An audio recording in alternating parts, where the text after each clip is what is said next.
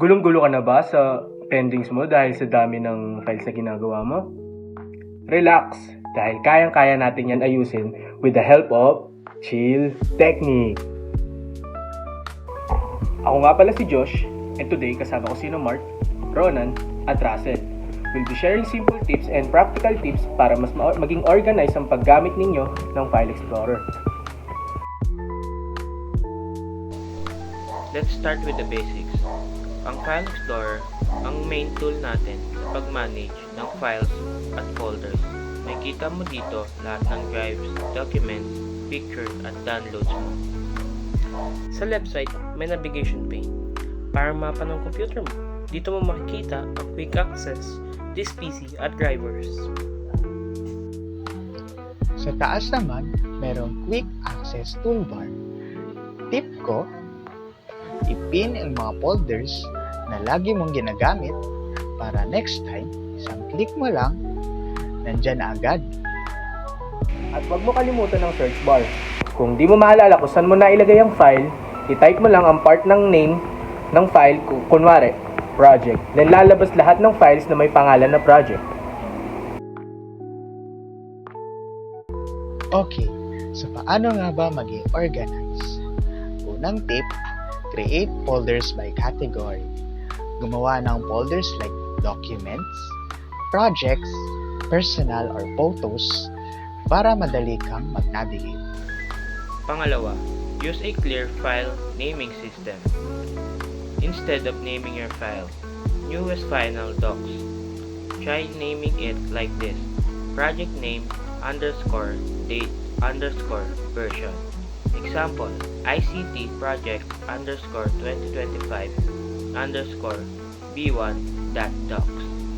Pangatlo, regularly delete or archive old files. Huwag hayaang punuin ng luma at di kailangan na dokumento ang desktop mo. Move them to an archive folder para malinis tignan. At syempre, always backup important files. Pwede sa USB, pwede sa external drive, or cloud storage, like Google Drive or OneDrive. Para kung masira ang laptop ninyo, safe pa rin ang mga files mo. Kapag organized na ang files mo, mas mabilis kang makakahanap ng kailangan mo.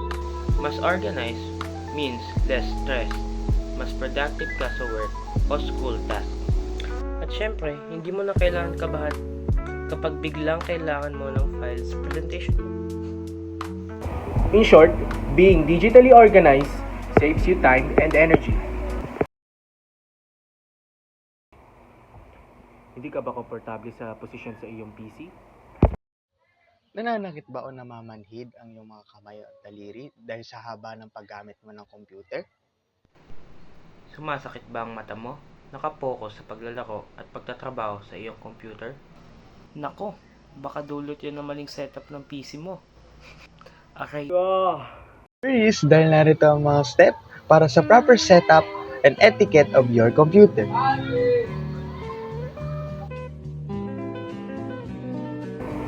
Una, posture check. Make sure na ang monitor mo ay eye level, ang likod mo ay straight, at may tamang ilaw sa paligid mo. At huwag mo rin kalimutan mag-break every hour.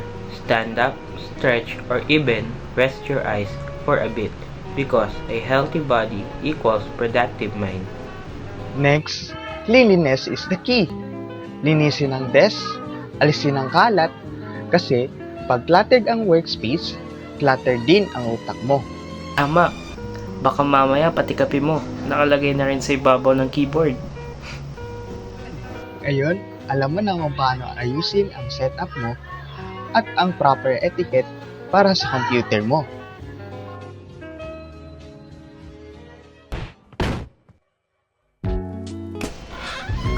Katulad ka rin ba niya?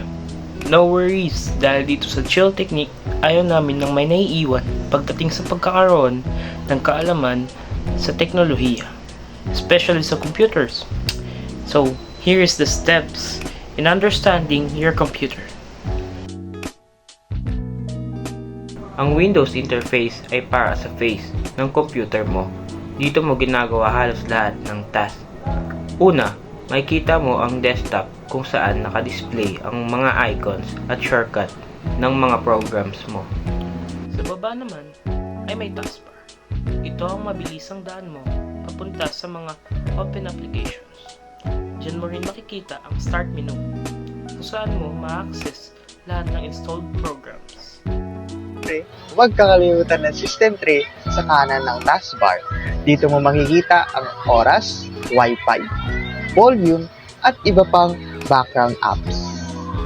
Tip lang, pwede mong i-customize ang taskbar kung gusto mong mas malinis tignan at kung gusto mo rin itago ang mga apps na hindi mo naman palaging ginagamit. So that's it for today's video. At syempre, always keep it chill with Chill Technique.